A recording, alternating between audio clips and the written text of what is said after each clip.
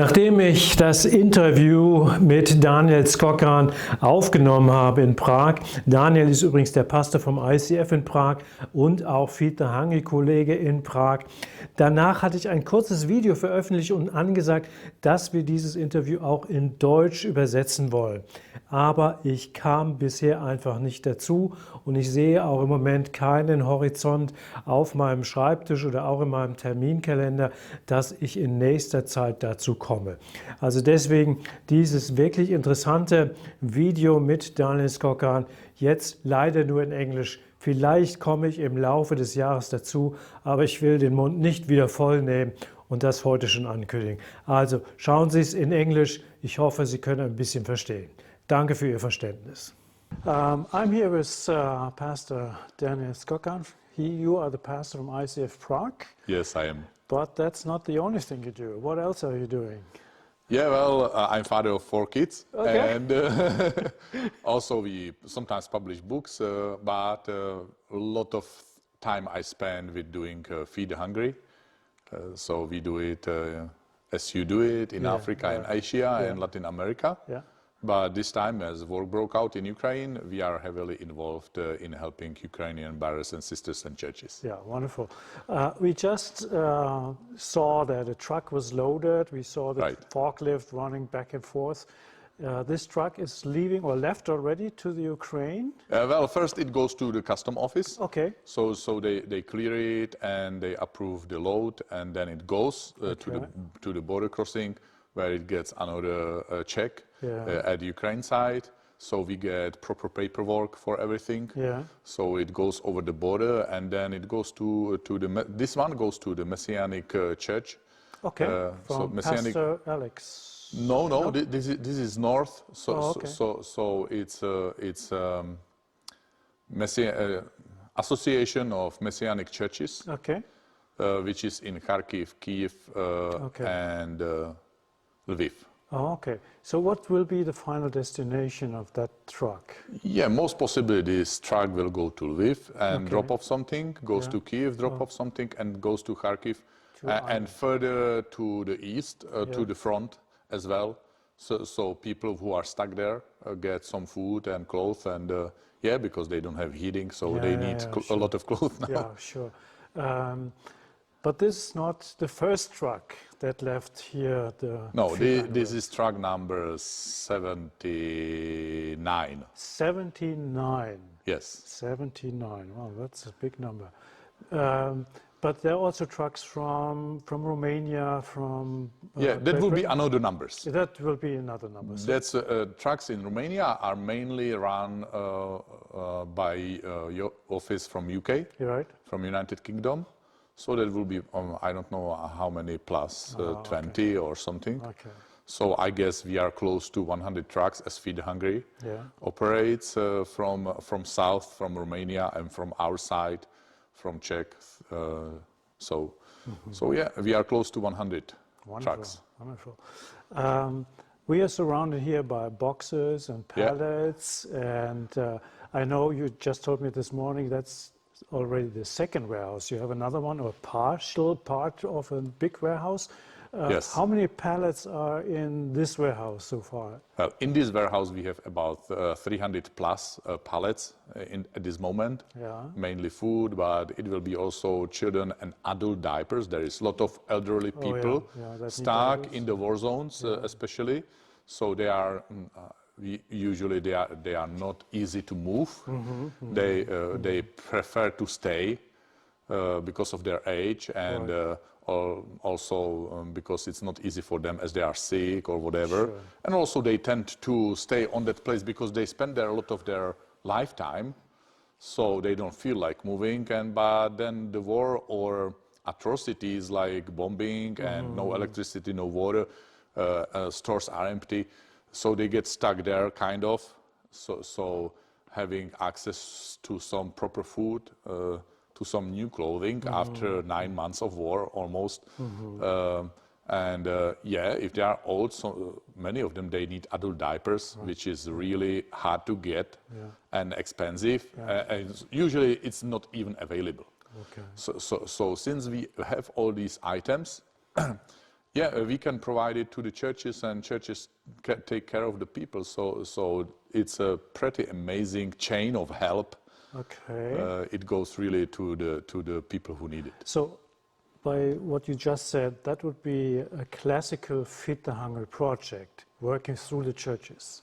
Yes, we work only through churches. Yeah. That's in Ukraine as well. Okay. So we work through Lutheran Church. We partner with Lutheran Church, Baptist Church, independent churches, Word of Life churches, Messianic churches. We kind of do not mind as far as it is a church and carries the name of Jesus Christ and His gospel. Yeah. And usually, often they share the gospel. Actually, we provide them with the literature like elementary evangelistic literature from US, or we also print something directly in Ukraine. So as they are delivering food, which some churches cook, or as they are delivering food packs. Then together with the food pack or with the lunch, people get their brochure or book about the sacrifice Jesus did for us, what it could mean in this tough situation, and also pastors and evangelists preach on the streets or in the churches as they are distributing the food.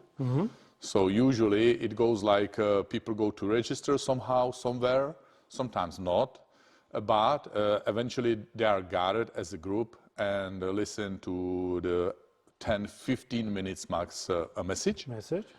And they have opportunity to pray together. It's not classical altar call that people would go forward, but they are prayed for if they want a prayer for any reason, like they want to pray for their relative or for their health or for their situation, whatever it is. And then they get the food package or the lunch they are waiting for. By a soup kitchen then. Yes, usually it's some kind of soup kitchen, but since we deliver a lot of soy rice meals, it will be not soup, but this kind of rice meal. And if we have meat or vegetables, they churches add the meat and vegetables to the rice meal. So they cut them and cook them with rice meals. Yes, separately, and they kind of prepare the proper, nice more European kind. You know. So what people even like to eat there. Yes, to make it a little bit more similar to their food they were used to eat. Because more or less Ukrainians lived almost at the standard of Western country. So it's same for us if we lose access to the food and suddenly get only rice meal. Well, if we are hungry, we eat it. But if somebody gives us some portion of meat or vegetables to eat, of course we will be, and for our kids, and if there would be a little bit variety too. Of course, everybody appreciates that, especially in Europe. It's and Ukraine is in Europe. Yeah, that's true. That's true. So we try to think if we have chance to add to the service also kind of dignity, because people deserve that. Jesus always acknowledged people and their dignity a lot. So that's what we try to do in case we have some extra money to buy extra food, which we are. So every truck gets loaded with some meat and with some vegetables as well. Let's get back to the preaching or sharing the gospel a little bit. How well is it received by the people? Yeah, well, of course, it's a situation nobody expected. And actually, state has not so much economical power to do social programs. So state has to cover the cost of the war itself. So I would say church is a big thing. Big thing in Ukraine, and is now well before it was kind of accepted anyhow, comparing to Germany or Czech But now it's even like the news about the church are very positive, and the message about Jesus Christ is very well accepted. Wonderful. So there are a lot of stories, people who kind of were born in Christian families but never found God personally, and they are coming to Christ now, or people who backslide, recommit their lives, or people who actually never heard about Jesus from their family or from their relatives, are hearing about Jesus now and finding Jesus now. So for the first time. For the first time, yes. So there is a lot of stories like this for different kind of groups. Yeah, if you were somehow connected to the Christianity or not. So just previously, a few weeks ago, we heard a story about Vova, who was who somehow hurt in the leg. I don't know if in the war or by accident. I don't remember exactly, but he could not walk properly. He ended up on the street. He also started drinking, so he was drunk for many months, actually in a row. So he was really in bad shape. He came repeatedly for the soup or for the rice meal, to say better. And he repeatedly heard the gospel message. And eventually he prayed on the street. But you know how it is praying on the street. People pray and disappear, you know. So, but he came again and again, and he prayed again. And after a few weeks, he appeared in the church. Okay. Sober. Just normal church service. Yes, on Sunday. Sober, and since then he's not drinking, and today actually he joined the volunteers on the street, and he's helping to cook the soup and deliver the soup, and well, he's not sharing the gospel now, but he is willing to pray for the people as well. Oh, wonderful. And he's sober now for many weeks. So that's a total change. Yeah, it's a total change. It's a nice story. Or we have a wonderful. story of a lady, her name is Rosa. She was and is still 18. Her husband went to the military as a volunteer. She escaped with her mother and younger sister to Czech Republic. They were separated. She got separated from her mother and younger sister because she was already 18 and she was pregnant. So they thought, okay, this is going to be a new family, so we give them separate accommodation. But they ended up in 2 different cities. So she was alone, 18, pregnant. It's kind of Mary's story. You know, just Joseph is missing. Even Joseph is missing. Joseph was on the front, unfortunately. Yeah, this is even like, you know, tough, like you are trying to think what is going on with my husband and so on. But she ended up in another city. Some Christians from the church helped her to find a small apartment. Eventually, she delivered the baby. She is also Muslim. So she wears the scarf, not on the face, but on her like head, the hair. And she kind of had not so positive neighbors, to say, because when they saw that she is Muslim on appearance, they kind of told her, go home to Ukraine. So they were a little bit nasty to her. So as she had a new baby, she was disconnected from her husband, disconnected from her mother.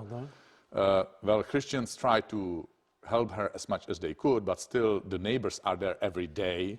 So she was crying a lot.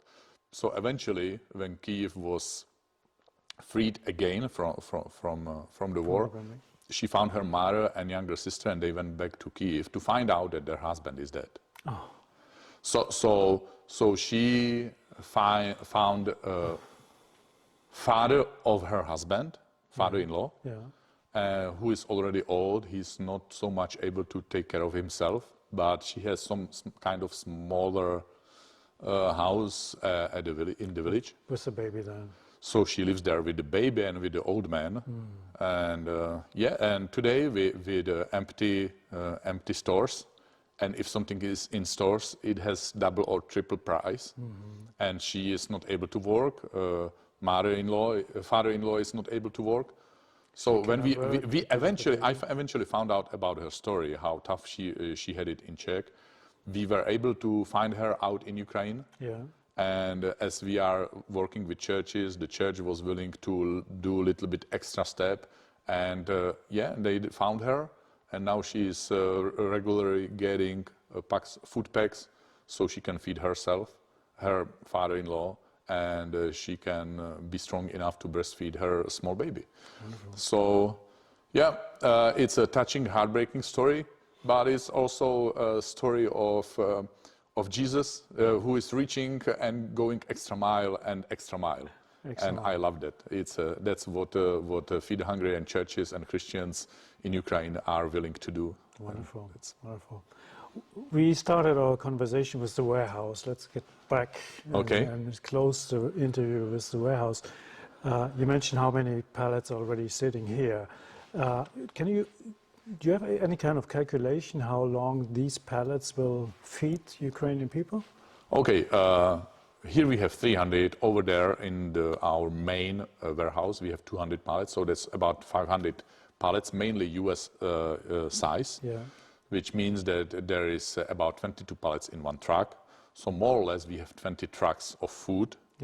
And as we are buying new food as well, with some limited financial resources we are getting as donations, and as we are getting also new containers once or twice a month, and as we are shipping out monthly 4 to 6 trucks per month, which means 1 or 2 trucks per week. We are able to support our partners and churches we are working since the beginning for another 6 months. But of course, yes, we are expecting that some containers will come in, that some money will come in, and with these, let's say, reserves that we have now, these reserves will dissolve itself within 6 months. So over the winter, if we have some small financial resources to buy extra meat or vegetables, then we can, those churches can do pretty nice, decent meal and food ministry together with sharing the gospel. Through the winter? Through the winter, yeah. Everybody is afraid of the winter because already now 1 million of Ukrainians is without water and electricity. So it's kind of, you are in the flat, well, and that's it, you know. There is no rain. That's the only thing you have. You don't need a refrigerator because your flat will be under zero within 2 months. So having some clothes and having some food will be a lifesaver over the winter. By these low temperatures. Wonderful. Well, I want to thank you, Daniel. I know you went to Odessa some months ago. Something to share about Odessa?